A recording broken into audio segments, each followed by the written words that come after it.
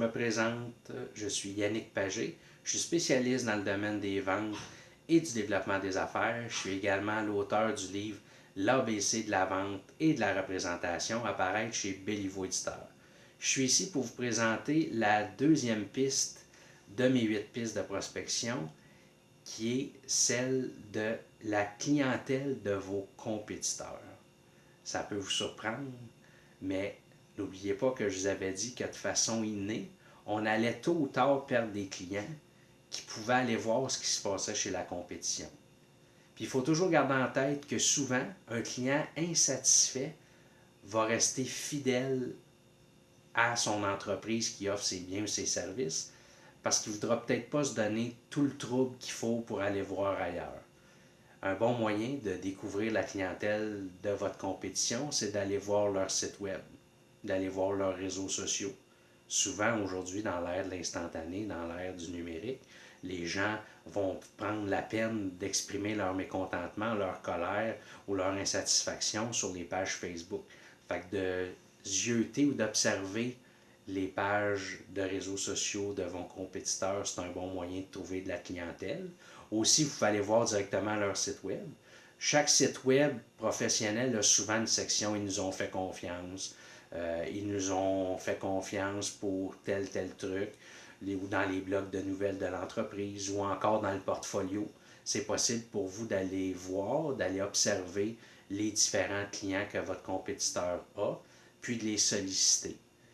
Une façon, par contre, qu'il faut faire, c'est qu'il faut faire attention à être subtil, faire ça de manière délicate. Vous ne voulez pas être agressif.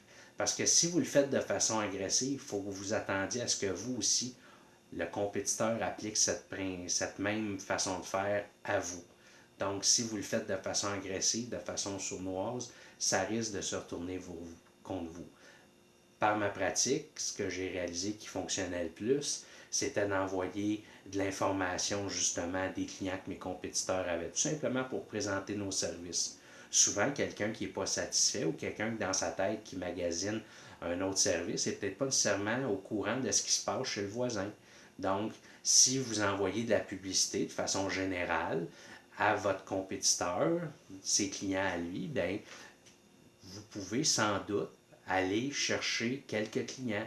C'est ce que je dis tout le temps, on va à la pêche. Donc, si vous sollicitez ces gens-là de façon générale par de la publicité, vous risquez fort probablement d'aller justement puiser quelques clients potentiels dans cette piste-là de prospection qui est celle de la clientèle de vos compétiteurs.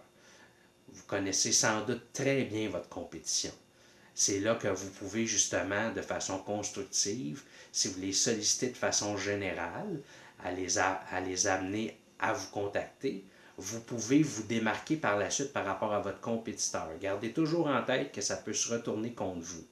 Donc, si un client de la compétition vous approche, votre but, ce n'est pas de descendre votre compétiteur. Ce n'est pas de, comme on dit en bon québécois, de planter votre compétiteur. Votre but, c'est de vous mettre en valeur puis de montrer la plus-value que la personne aurait à venir faire des affaires avec vous ou acheter votre bien à vous.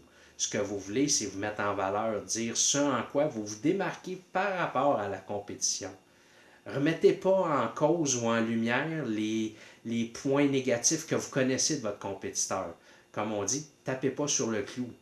Mettez plutôt en lumière vos biens, vos produits, vos services, votre personnalité, votre personne, votre service client à vous. C'est le meilleur moyen que vous avez d'aller solliciter des clients dans le bassin de la compétition. Donc, c'est une bonne façon aussi de faire de la prospection que celle d'aller justement, je dis, zioter ou observer la clientèle de votre compétition.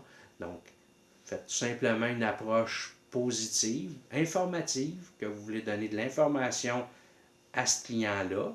Le but, c'est de solliciter son intérêt, qu'il prenne le téléphone ou le courriel, ou qu'il vienne vous voir. Puis là, rendu là, c'est là que vous pouvez vous mettre en action en tant que vendeur ou représentant. C'est là qu'on dit le show must go on. Là, vous embarquez, puis vous faites votre pitch de vente, vous faites votre pitch de présentation, puis vous mettez en lumière vos biens, vos produits, vos services, votre personnalité, la plus-value que vous avez à offrir à le client qui se présente devant vous. Comme ça, lui, quand il va retourner, il va faire ses devoirs, va pouvoir faire son comparatif. mais de façon positive. Il va garder une image positive de vous. Il va avoir aimé ce qu'il va avoir vu, plutôt que de voir si vous faites ça négatif en tapant sur votre compétiteur, en dénigrant votre compétiteur ou en mettant en lumière ses faiblesses, ses lacunes. Mettez plutôt en lumière vos forces, vos atouts, vos acquis, ce que le client va avoir de plus à venir vous voir. Donc, je vous remercie de ce temps-là pour cette capsule-là. J'espère que ça vous a donné des bons exemples. Puis je vous invite à consulter mon site au www.yannickpage.ca pour rester à l'affût de mes dernières nouvelles et de mes derniers trucs.